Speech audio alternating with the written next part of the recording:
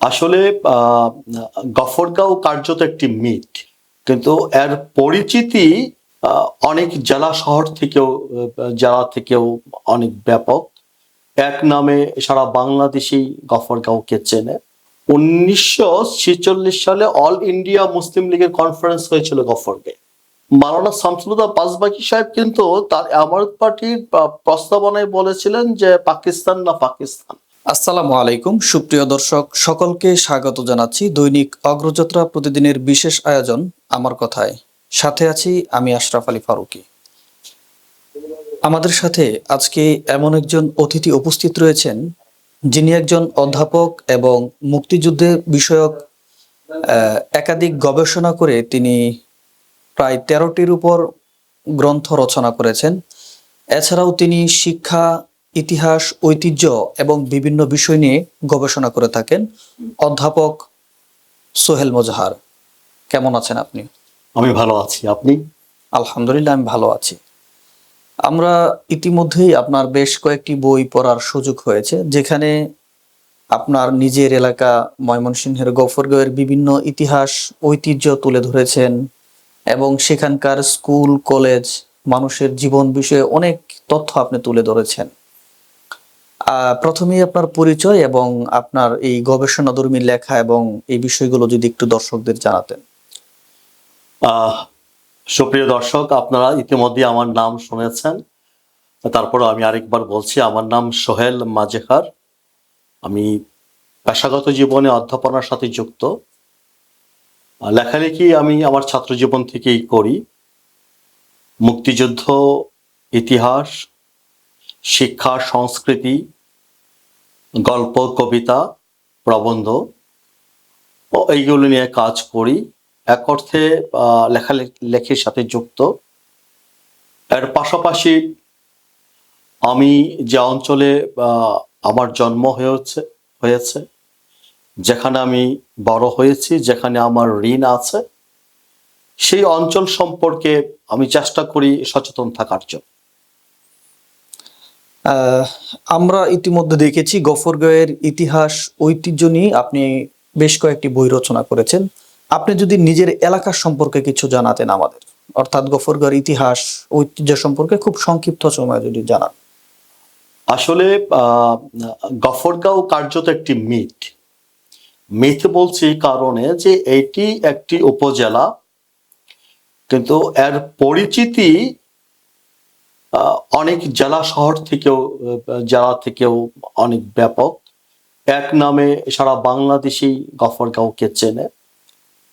তো এই গফরগাঁওয়ের কিছু ঐতিহ্যের বিষয় আছে যেগুলো গফরগাঁওকে সমগ্র বাংলাদেশে গৌরবান্বিত করেছে। তার একটি হচ্ছে, আমাদের গফরগাঁওয়ে একজন ভদ্রলোক ছিলেন হুরমতুল্লাহ। তিনি ওনার সময়ে জৈদপুরের রাজা যিনি ছিলেন, জমিদার যিনি ছিলেন, তার অন্যায় আচরণের বিরুদ্ধে প্রতিবাদ করেছিলেন। গফরগাঁও থেকে লাঠিয়াল বাহিনী নিয়ে তৎকালীন ব্রিটিশ আমলে একজন জমিদারের বিরুদ্ধে লাঠিয়াল বাহিনী নিয়ে একজন মুসলমান প্রজার পক্ষে, এটি ছোট ঘটনা নয়।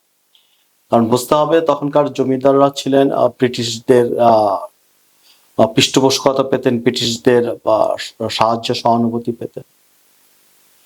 আরেকটি বড় ঘটনা যেটি সমগ্র ভূভারতে ব্যাপক আলোড়ন সৃষ্টি করেছিল, তার একটি হচ্ছে যে 1946 সালে অল ইন্ডিয়া মুসলিম লীগের কনফারেন্স হয়েছিল গফরগাঁয়ে। সেখানে মুসলিম লীগের প্রার্থী ছিলেন আলহাজ খান বাহাদুর গিয়াসউদ্দিন পাঠান সাহেব, আর তার প্রতিদ্বন্দ্বী প্রার্থী ছিলেন প্রখ্যাত মৌলানা শামসুল হুদা পাঁচভাগী সাহেব। তো মুসলিম লীগ আগেই আজ করতে পেরেছিল যে গফরগাঁওয়ের আসনে নির্বাচনী বৈতরণী পার হওয়া কঠিন কাজ। সেই জন্য এই গফরগাঁওয়ের ইসলামিয়া মাঠে একটি ব্যাপক সমাবেশ আহ্বান করা হয় মুসলিম লীগের পক্ষ থেকে। সেখানে মুসলিম লীগের নেতা নবাবজাদা লিয়াকত আলী খান, হোসেন শহীদ সোহরাওয়ার্দী, মাওলানা সিব্বির আহমেদ উসমানী, মৌলানা আকরাম খাঁ, খাজা হাবিবুল্লাহ, তারপরে হচ্ছেন আবুল মনসুর আহমেদ, আবুল হাশেম, যিনি অবিভক্ত বেঙ্গল মুসলিম লীগের সাধারণ সম্পাদক ছিলেন। এই জাতীয় জাতীয় নেতৃবৃন্দ, নুরুল আমিন সাহেব তো ছিলেনই, মোনায়েম খান ছিলেন। তো ওই সভায় সভাপতিত্ব করেছিলেন নুরুল আমিন, যিনি পরবর্তী সময়ে পূর্ব পাকিস্তানের প্রধানমন্ত্রী হয়েছিলেন। আর সভা পরিচালনা করেছিলেন হাফেজ ফজলুর রহমান ব্রাহ্মণী সাহেব। তো একটি পর্যায়ে হোসেন সোহরাওয়ার্দীর একটি বক্তব্যকে কেন্দ্র করে শামসুল হুদা পাঁচভাগী সাহেবের অনুসারীগণ এই সভাটি পণ্ড করে দেয়, এবং তখনও সেটি সমগ্র ভারতে পত্র পত্রিকায় একটি নিউজে হেডলাইন হয়। আপনি একটা জিনিস খেয়াল করবেন যে আজকের 21শ শতাব্দীতে এসে একটা পত্রিকায় তো হেডলাইন হলো নিউজের হেডলাইন হলো, কিন্তু ওই পত্রিকার পাঠক গোষ্ঠী যারা কেবল তারাই দেখলেন বা জানলেন। তখন যেহেতু পত্রিকার বা গণমাধ্যমের সংখ্যা কম ছিল, ফলে মাত্র হাতে গোনা কয়েকটি ছিল। তখনকার সময় কোনো পত্রিকায় একটি হেডলাইন বা নিউজ হওয়া, এটি তো একটি ব্যাপক আলোড়ন সমগ্র ভারতই তৈরি করেছিল। এটি একটি বিষয়। তারপরে এই অঞ্চলের মানুষের মুক্তিযুদ্ধে গৌরবোজ্জ্বল ভূমিকা আছে। আমরা যতটুকু জানি যে ভাষার মধ্যেও কিন্তু একটা রাষ্ট্রভাষা আন্দোলনের সময় এটি একটি হচ্ছে যে মাওলানা শামসুল হুদা পাঁচভাগী সাহেব কিন্তু তার আমানত পার্টির প্রস্তাবনায় বলেছিলেন যে পাকিস্তান না পাকিস্তান, মানে তিনি পাকিস্তান কাঠামোর মাধ্যমে দেশভাগ চাননি। তিনি চেয়েছিলেন অবিভক্ত ভারত, অথবা যদি বাংলাকে ভাগ করতেই হয় তাহলে বাংলা এবং আসাম মিলে একটা রাষ্ট্র হবে, সে রাষ্ট্রের নাম হবে বঙ্গা আসাম। এবং তিনি সেখানে প্রস্তাব করেছিলেন যে এই বঙ্গ আসামের রাষ্ট্রভাষা হবে বাংলা। এবং পাকিস্তান হয়ে যাওয়ার পরেও তিনি বিভিন্নভাবে প্রেস থেকে লিফলেট, প্রচারপত্র এগুলো দিয়ে তিনি বাংলা ভাষার পক্ষে প্রচারণা চালিয়েছেন। এবং আরেকটি তাৎপর্যপূর্ণ বিষয় হচ্ছে যে 1952 সালের 21শে ফেব্রুয়ারিতে 144 ধারা ভঙ্গ করে যখন ঢাকাতে ছাত্রদের ভঙ্গ করার কারণে ছাত্রদের উপর পুলিশের গুলি চালানো হয়, সেইখানে যারা শহীদ হয়েছিলেন, শহীদ আব্দুল জব্বার, তার বাড়ি হচ্ছে গফরগাঁও। আমরা তো এতক্ষণ গফরগাঁওয়ের গৌরবান্বিত মানুষ যারা ছিলেন, আলোকিত মানুষ যারা ছিলেন তাদের কথা শুনলাম, কিন্তু লোকমুখে শোনা যায় যে গফরগাঁয়ে ডাকাতের দেশ, ডাকাতের এলাকা, খারাপ এলাকা, এই সম্পর্কে আপনি কি বলবেন? আচ্ছা, এটা একটা কথা বলি, সেটি হচ্ছে যে আপনি তো সকল জনপদে ভালো মন্দ মানুষ মিলিয়ে পাবেন। একটি জনপদে সকল মানুষই উজ্জ্বল আলোকিত হয় এরকম না। কিছু মানুষ থাকেন যারা উজ্জ্বল হন, আলোকিত হন, যারা তার এলাকাকে, তার জনপদ এবং দেশ সমাজ সংস্কৃতিকে ধারণ করেন এবং সামনে এগিয়ে নিয়ে যান। কিছু মানুষ থাকে গড়পড়তা, কিছু মানুষ থাকে খারাপ। এটা সব অঞ্চলে থাকে, গফরগাঁও ছিল।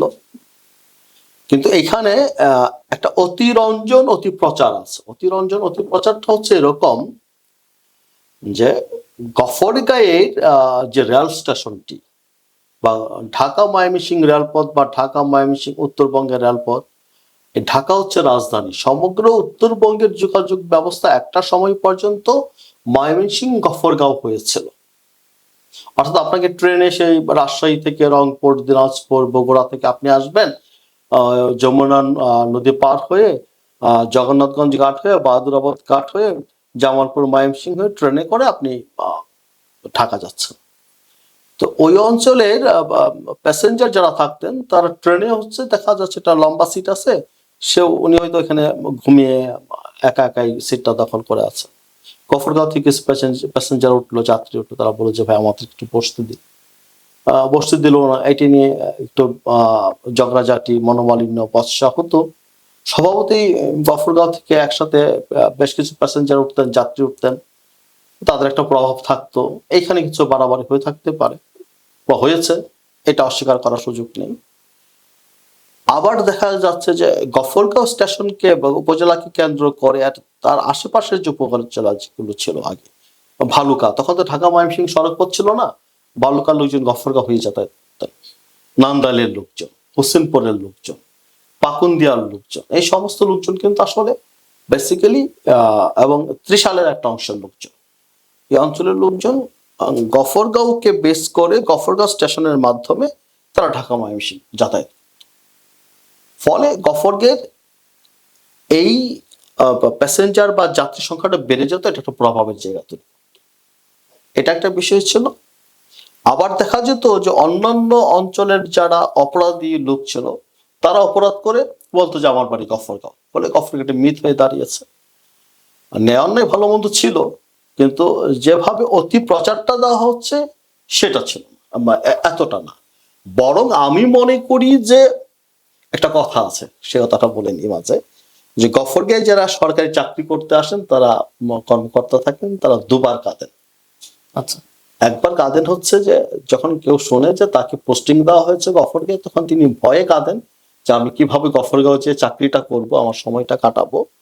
এটা হচ্ছে একটি সন্ত্রাস কবলিত অঞ্চল, তাকে চাকরি বাঁচানোর জন্য জীবন জীবিকা তাগিদে আসতে হয়, চাকরি করেন, 3 বছর 4 বছর 5 বছর চাকরি করে যখন চলে যান তখন তিনি আরেকবার কাঁদেন। তখন কাঁদেন এই কারণে যে গফরগাঁয়ের মায়ায় পড়ে যান, প্রেমে পড়ে যান, এবং যে গফরগাঁয়ের মানুষ এতটা অতিথি পরায়ণ, সংস্কৃতবান, রুচিশীল, এইটি তাদের সাথে বা অধিকাংশ জনের সাথে এক ধরনের একটা আত্মার সম্পর্ক, আত্মিক সম্পর্ক তৈরি করে। তখন এই বেদনার কারণে তার আরেকবার কাঁদে। আচ্ছা, গফরগাঁয়ের উল্লেখযোগ্য ব্যক্তি বা উল্লেখযোগ্য বিষয় সম্পর্কে যেটা আমাদের দর্শকদের কিছু বলতে।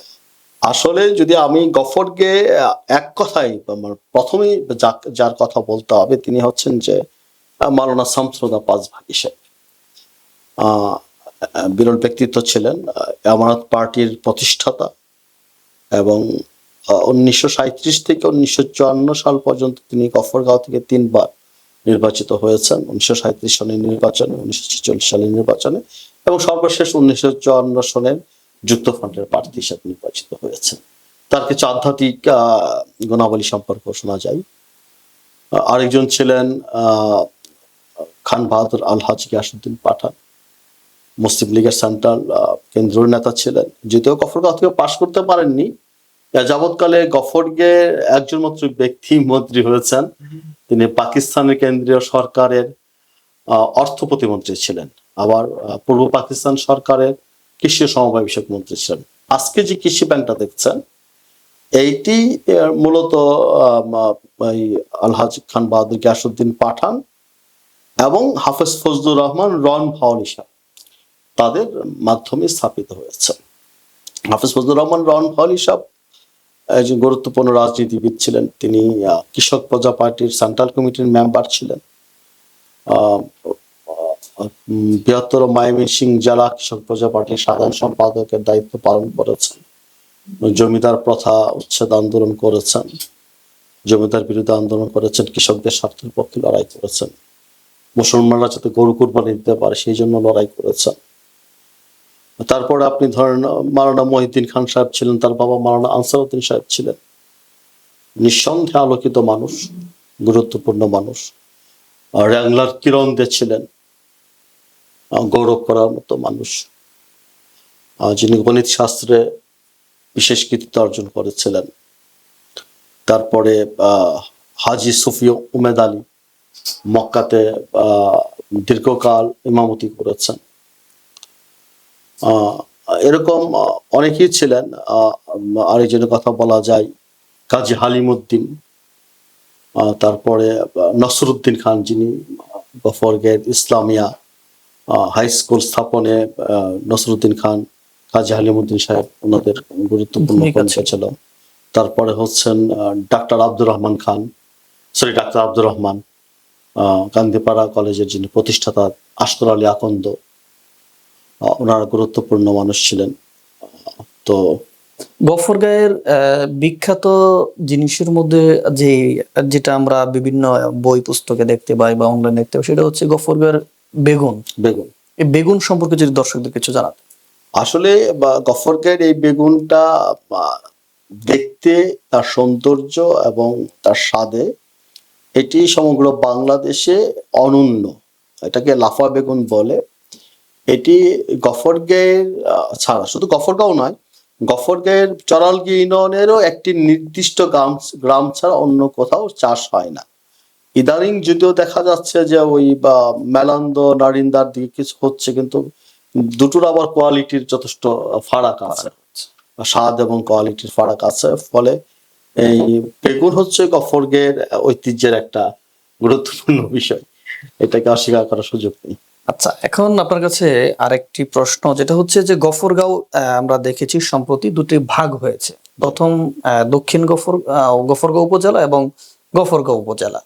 তো এটা নিয়ে নাম নিয়ে খুব বেশ একটা আন্দোলন সংগ্রাম লেখালেখি অনেক কিছু আমরা দেখেছি।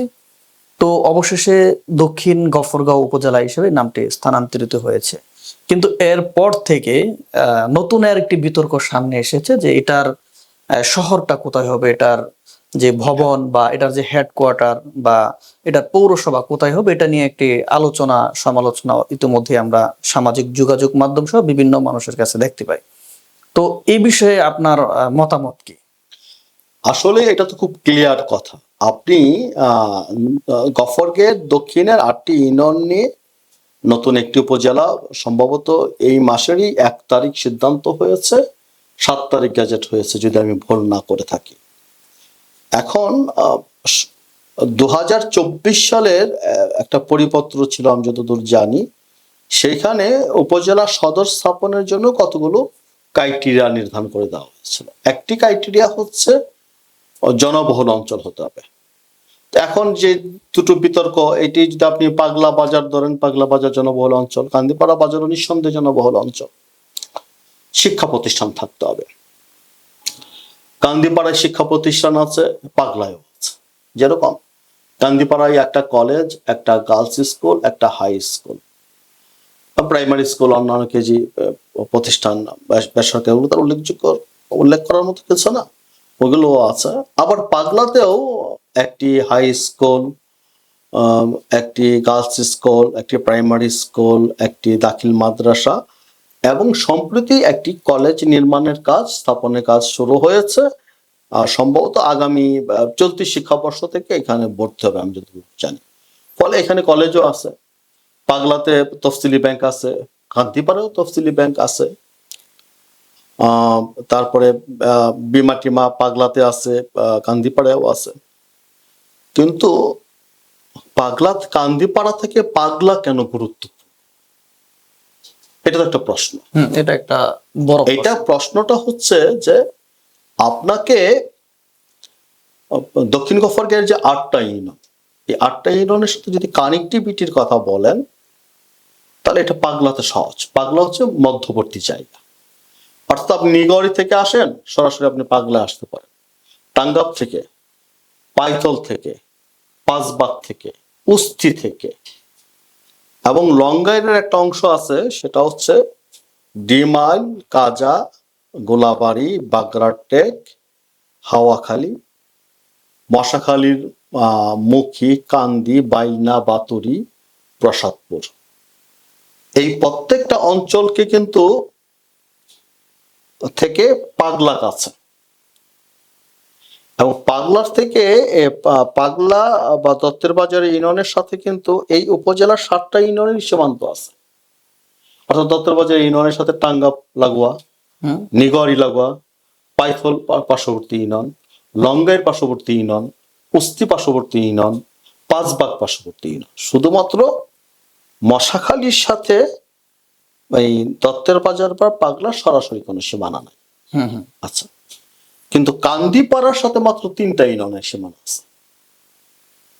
অর্থাৎ কান্দিপাড়া উস্তির সাথে সীমানা হচ্ছে লংগাইয়ের, দত্তের বাজারের আর পাঁচবাগ। আপনি কান্দিপাড়া থেকে, উস্তি ইউনিয়ন থেকে আপনাকে লংগাই ইউনিয়ন পার হয়ে পরে মশাখালী ইউনিয়নে যেতে হবে। আপনাকে কান্দিপাড়া থেকে পাগলা, দত্তের বাজার পার হয়ে পাইথল ইউনিয়নে যেতে হবে, নিগড় ইউনিয়নে যেতে হবে, টাঙ্গাব ইউনিয়নে যেতে হবে। তার মানে হচ্ছে যে ডিসকানেক্ট। এটা উস্তি সবগুলি ইউনিয়নের সাথে কানেক্টেড না। তার মানে আপনার মতে কান্দিপাড়ার চেয়ে পাগলা হচ্ছে মধ্যবর্তী অঞ্চল এবং সকল অঞ্চলের জন্য তুলনামূলকভাবে ভালো। আচ্ছা, আরেকটা বিষয় আছে, আপনি দেখেন দক্ষিণ গফরগাঁওয়ের গুরুত্বপূর্ণ বাজার কয়টা? কান্দিপাড়া নিঃসন্দেহে একটা গুরুত্বপূর্ণ বাজার, বড় বাজার, অস্বীকার করার কোনো সুযোগ নাই। পাগলা থানা সদর, ওই যে কথাটা বলছিলাম যে উপজেলার ক্রাইটেরিয়া একটা থানা সদরটার কাছাকাছি হতে হবে। হুম হুম তো থানা সদর তো পাগলাতে, হুম হুম কাজেই আপনি উপজেলা সদর করবেন, এখানে ইউনো বসবেন, অন্যান্য সরকারি কর্মকর্তারা বসবেন।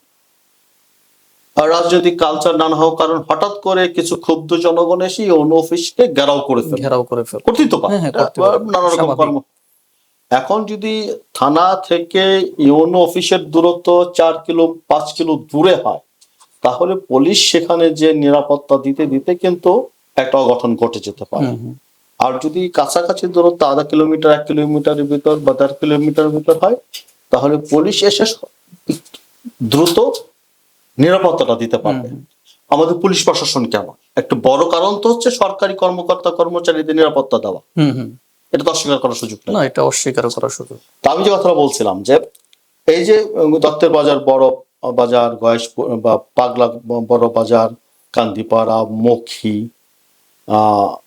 এবং গয়েশপুর, এখন আপনি তুলনা যদি করেন যে যোগাযোগ ব্যবস্থা, শিক্ষা প্রতিষ্ঠান, লোকালয়ের দিক থেকে, তাহলে সব থেকে বড় বাজার হচ্ছে গয়েশপুর। কারণ গয়েশপুর একটা ডিগ্রি কলেজ, একটি ফাজিল মাদ্রাসা, একটি গার্লস স্কুল, প্রাইমারি স্কুল, 2টি তফসিলি ব্যাংক, গয়েশপুরে হচ্ছে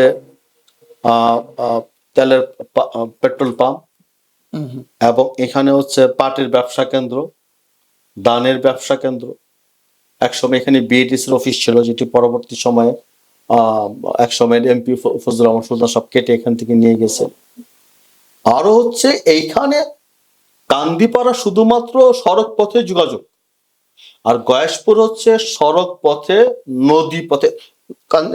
তো গয়েশপুর বাজার তো একেবারে নদীর কুল ঘেঁষে কুল ঘেঁষে বাজারটা আবার এখানে এটার উপর দিয়ে গয়েশপুর উপর দিয়ে ঢাকা ও ময়মনসিংহ রেলপথ গেছে। হুম তা এই যে তিনটা, আবার যদি আপনি নদীটা পার হন, গয়েশপুর বাজার থেকে পার্শ্ববর্তী হচ্ছে কাউরাজ রেল স্টেশন এবং কাউরাজ বাজার। হুম হুম ওইখানে কিন্তু রেল ব্রিজ ছাড়া আরো 2টা ব্রিজ আছে। রেল ব্রিজের পূর্ব পাশে একটা ব্রিজ, রেল ব্রিজের পশ্চিম পাশ দিয়ে আরেকটা ব্রিজ। কিন্তু এটা তো আবার ওই সীমান্তে চলে গেছে। সীমান্ত চলে গেছে, যে কারণে সীমান্তে চলে যাওয়ার কারণে আমরা কিন্তু গয়েশপুরকে উপজেলার হেডকোয়ার্টার বলে দাবি করতে পারি না। কারণ এটা 8 ইউনিয়ন থেকে এখানে সুবিধা পাবে পাইথল ইউনিয়ন, নিগর ইউনিয়ন, লঙ্গার ইউনিয়নের একাংশ, টাঙ্গাব ইউনিয়নের কিন্তু একাংশ, সব অংশ পাবে না। দত্তর বাজার একাংশ, মশাখালীর একাংশ, 5 ভাগ উস্থি এবং দত্তর বাজারের ম্যাক্সিমাম অংশটাই এখানে এটা সমস্যায় পড়বে। হুম ঠিক একই কথা প্রযোজ্য কান্দিপাড়ার জন্য। গয়েশপুর যেরকম একটা প্রান্তবর্তী বাজার, কান্দিপাড়া ঠিক এরকম আরেকটু উত্তর দিকে আরেকটা প্রান্তের বাজার। তাহলে আমি গয়েশপুর বাজারকেও চুজ কিন্তু করতে পারি না, এখানে- আমি কান্দিপাড়া বাজারকেও চুজ করতে পারি না। এই এখানে দুটোর আরো একটা মাঝখানে হচ্ছে বিষয়- পাগলা বাজার, মধ্যবর্তী জায়গা, সকলের জন্য এখানে সহজ যোগাযোগ ব্যবস্থা। এখানে আরো একটা বিষয় উপস্থাপন করে, যেটি হচ্ছে যে জিয়াউর রহমান সাহেব, যিনি সাবেক প্রেসিডেন্ট শহীদ জিয়াউর রহমান, তিনি কান্দিপাড়া বাজারে উপজেলা করার জন্য একটি প্রস্তাবনা বা একটা নির্দেশনা ছিল। এই বিষয়ে আপনার মতামত কি? আচ্ছা, আমি একটা কথা বলি, যে সেটা হচ্ছে যে রাজনৈতিক সিদ্ধান্ত বা প্রশাসনিক সিদ্ধান্তটা কোন কারণে আসবে? জনগণের সুবিধার জন্য তো নাকি? অবশ্যই না আমার রাজনৈতিক দলের ভাবা নেওয়ার জন্য? না, সেটা এটা তো অবশ্যই আমার কাছে বলা। জনগণের সুবিধার জন্য। জনগণের সুবিধার জন্য যদি হয়, আমি যতদূর জানি 1991 সনে যখন বিএনপি রাষ্ট্র ক্ষমতায় আসে, তখন ময়মনসিংহের দায়িত্বপ্রাপ্ত মন্ত্রী ছিলেন ব্রিগেডিয়ার শাহ আব্দুল হান্নান। ব্রিগেডিয়ার অবশ্য শাহ আব্দুল হান্নান, সে কাপাসিয়া থেকে এমপি নির্বাচন, পাট মন্ত্রী ছিলেন সম্ভবত। উনি ছিলেন ময়মনসিংহের দায়িত্বপ্রাপ্ত মন্ত্রী। তখন প্রশ্ন উঠলো যে গফরগাঁওয়ের আইন শৃঙ্খলা, গফরগাঁও একটা বড় উপজেলা, বড় থানা, এখানে 15টা ইউনিয়ন, তখন তো পৌরসভা হয় নাই। তো কাজে এটার দক্ষিণাংশের নিরাপত্তা বিধানের জন্য একটা নতুন একটা পুলিশ তদন্ত কেন্দ্র স্থাপন করতে হবে। কোথায়? তখন কিন্তু আলোচনায় কান্দিপাড়া না, আলোচনা হচ্ছে পাগলা হবে না, গয়েশপুর বাজারে হবে, আর 6টা ইউনিয়ন নিয়ে হবে। কোন 6টা ইউনিয়ন? পাইথল, নিগারি, টাঙ্গাব, দত্তরবাজ, উস্থি, লঙ্গাই। এবং যখন এই 6 ইউনিয়নের ইউনিয়ন পরিষদের চেয়ারম্যানরা সেই মিটিং এ ছিলেন, জেলা পরিষদের জেলা প্রশাসকের সভাপতিত্বে ওটা ময়মনসিংহে হয়েছে। সিদ্ধান্ত যখন হয় না তখন বললো ভোটে দেওয়া হলো। ভোটে দেওয়ার পরে 4 জন উপস্থিত, তৎকালীন চেয়ারম্যান আবুল হোসেন খান, লঙ্গাইয়ের আমির হোসেন সাহেব, টাঙ্গাবের আব্দুল হাই চেয়ারম্যান সাহেব, আর একমাত্র জীবিত আছেন দত্তর বাজার হালিমুদ্দিন চেয়ারম্যান সাহেব, এই 4 জন মিলে ভোট দিলেন যে পুলিশ তদন্ত কেন্দ্র পাগলাই হোক। আর নিগোয়ারির চেয়ারম্যান আর পাইথনের চেয়ারম্যান ভোট দিলেন গয়েশপুর বাজারের পক্ষে। তো সভাপতি 4 ভোট পাইছে পাগলা বাজার। তো পাগলা বাজার সিদ্ধান্ত হয়েছে, রেজুলেশন হয়েছে, এবং সেই রেজুলেশনের ভিত্তিতে 92 সনে কিন্তু পাগলাতে একটা পুলিশ তদন্ত কেন্দ্র হয়েছে। তখন রাষ্ট্র ক্ষমতায় কে? বিএনপি। রাষ্ট্র ক্ষমতায় বিএনপি।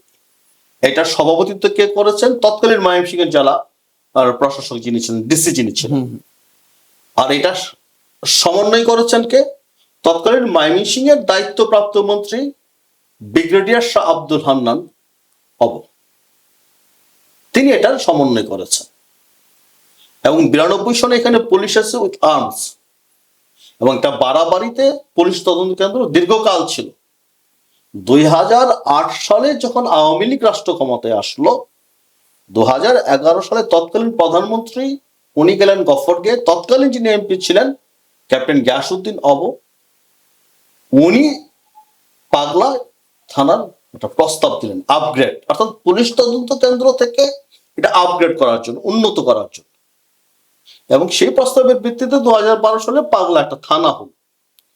এবং 2004 সালে একটা পরিপত্র হয়েছিল, যেহেতু ওনার একটা পরিকল্পনা ছিল যে থানাটা উপজেলায় রূপান্তরিত করা হবে, উন্নীত করা হবে, সেই জন্য এই 6 ইউনিয়নের সাথে আরো 2টা ইউনিয়ন উনি যোগ করলেন, একেবারে সংলগ্ন 2টা ইউনিয়ন, কোনটা? পাঁচবাগ এবং মশাখালী।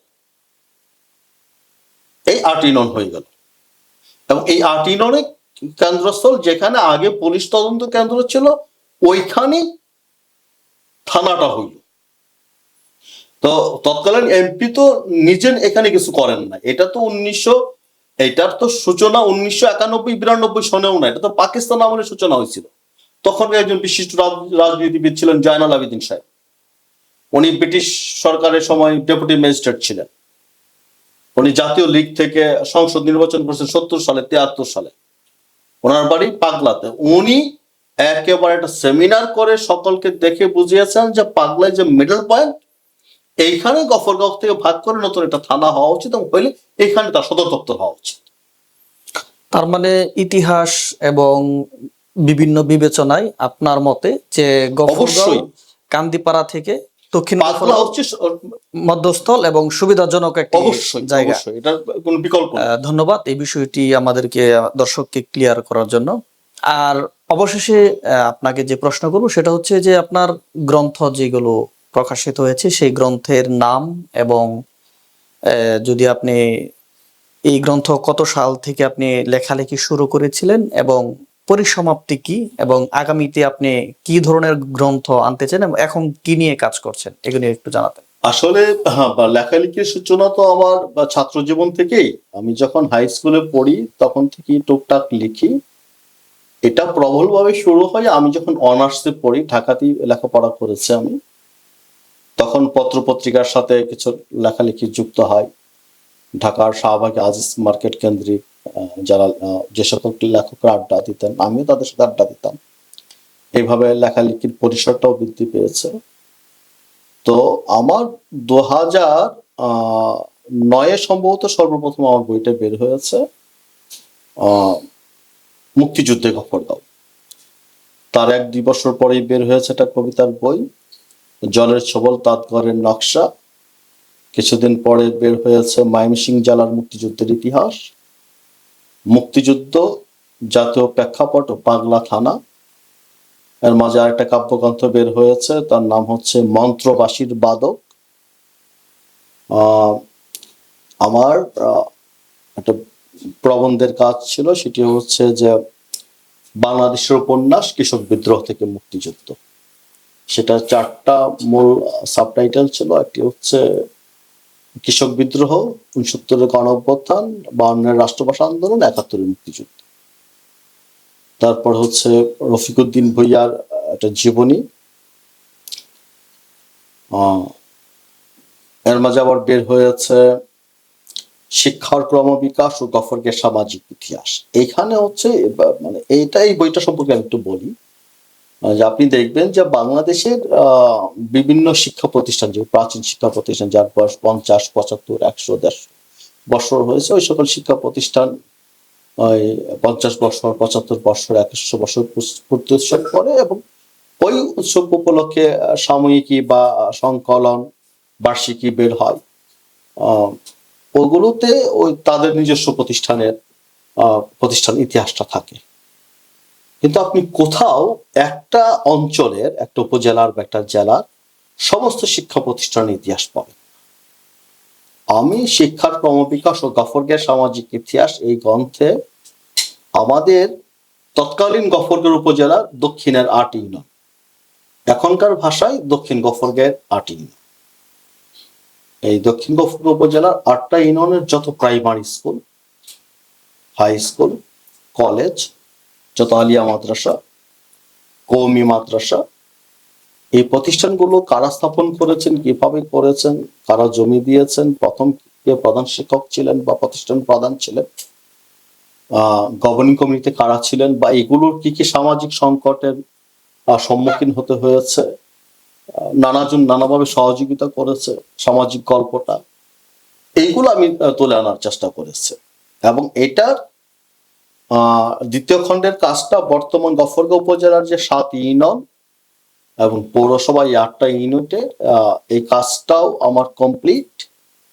আশা করি যে কোনো মুহূর্তে বের হয়ে যাবে। আমি ফাইনাল প্রুফ যা দেখার এটা দেখে ফেলেছি। আশা করি চলতি বছরই বের তো হবে। আপনার আগামী আরেকটা কাজ কি হচ্ছে, প্ল্যান রয়েছে, পরিকল্পনা রয়েছে আপনার? আমি এখন যেটা কাজ করতেছি সেটা হচ্ছে যে পূর্ববঙ্গের 19 শতকের শিক্ষা আন্দোলন পূর্ববঙ্গে কিভাবে বিকশিত হয়েছে। আসলে 19 শতকের শিক্ষা, আমাদের যে পাশ্চাত্য শিক্ষা পদ্ধতি, যেটা বাঙালি রেনেসাঁ বলা হয়, কলকাতায় যেটা সূচনা হয়েছিল, সেটি 1835 সালের আগ পর্যন্ত তো এই অঞ্চলের রাষ্ট্রভাষা ছিল ফার্সি। তো লর্ড বেন্টিক এসে বললো যে না, রাষ্ট্রভাষা তো ফার্সি থাকতে পারবে না, ইংরেজি হতে হবে। এবং তার আগে থেকে এই 1813 সাল বা 19 শতাব্দীর প্রথম শতক থেকে এই অঞ্চলে ইংরেজি মাধ্যমে বা পাশ্চাত্য শিক্ষা পদ্ধতি, এইটা আমাদের এই পূর্ববঙ্গে কিভাবে বিকশিত হয়েছে, আমি সেই সম্পর্কে একটা কাজ করতেছি। আশা করি সময় মতো বের হবে আর কি। আপনি গফরগাঁওয়ের আপনার দর্শক বা আপনার যারা পাঠক রয়েছে বা সারা বাংলাদেশে যে পাঠক রয়েছে, সে তাদের বিষয়ে আপনি 1 মিনিট যদি কিছু বার্তা দিতেন। আমি যেটি মনে করি সেটি হচ্ছে যে আমরা যারা গফরগাঁওবাসী আছি, একেবারে গফরগাঁও এবং দক্ষিণ গফরগাঁও, আমরা সবাই গফরগাঁওবাসী। এই গফরগাঁওয়ের ঐতিহ্যকে আমরা সকলেই লালন করি, ধারণ করি। আমরা আমাদের ব্যক্তিগত জীবনে, পারিবারিক, সামাজিক জীবনে এবং আমাদের রাষ্ট্রীয় জীবন, আমাদের চিন্তা চেতনায় নিজের ব্যক্তিগত জীবনকে ধারণের পাশাপাশি এমন কিছু করা উচিত যার মাধ্যমে আমার অঞ্চলটি গৌরবান্বিত হয়, গ্লোরিফাই হয়, যাতে আমাদের পরবর্তী প্রজন্ম এসে গফরগের পরিচয়টা দিবে, সেটি তার গৌরবের অংশ হবে এবং সেটি তার আত্মমর্যাদা এবং আত্মসম্মানকে বৃদ্ধি করবে। এবং একজন মানুষের কাছে আমি গফরগের মানুষ বললে যাতে আমাকে সাদরে গ্রহণ করে, সেই ইমেজটা তৈরি করতে হবে। এবং যে অপপ্রচার গফরগাঁও নিয়ে দীর্ঘকাল হয়েছে যে গফরগাঁও মানেই হচ্ছে চোরের দেশ, ডাকাতের দেশ, এটা একটি ডাহা মিথ্যাচার। গফরগের মানুষ সৃজনশীল, গফরগের মানুষ প্রতিবাদী, সাহসী, ইনোভেটিভ। তারা নতুন কিছু করতে, নতুন কিছু ভাবতে তারা স্বাচ্ছন্দ্য বোধ করে। ফলে শিল্প, সাহিত্য, সংস্কৃতি, বিজ্ঞান চর্চা সব জায়গায় গফরগের মানুষ জাতীয় পর্যায়ে, আন্তর্জাতিক পর্যায়ে প্রত্যেকেই যে যার জায়গা দখল করে নিয়েছে বা নিচ্ছে, আমি ওরকম একটি গফরগাঁও দেখতে চাই, এবং ওই গফরগাঁও দেখাই আমরা যাতে সবার সহযাত্রী হই, সেই প্রত্যাশাই করি। ধন্যবাদ আপনাকে। আপনাকেও ধন্যবাদ। দর্শক, এতক্ষণ শুনছিলাম অধ্যাপক সোহেল মোজাহারের কাছ থেকে গফরগাঁওয়ের ইতিহাস, ঐতিহ্য এবং বিশ্লেষণীয় বিভিন্ন আলোচনা। আজকে আমার কথাই এ পর্যন্তই। আগামীতে দেখা হবে নতুন কোনো অতিথির সাথে, নতুন কোনো বিষয় নিয়ে। আজ এ পর্যন্তই। ধন্যবাদ।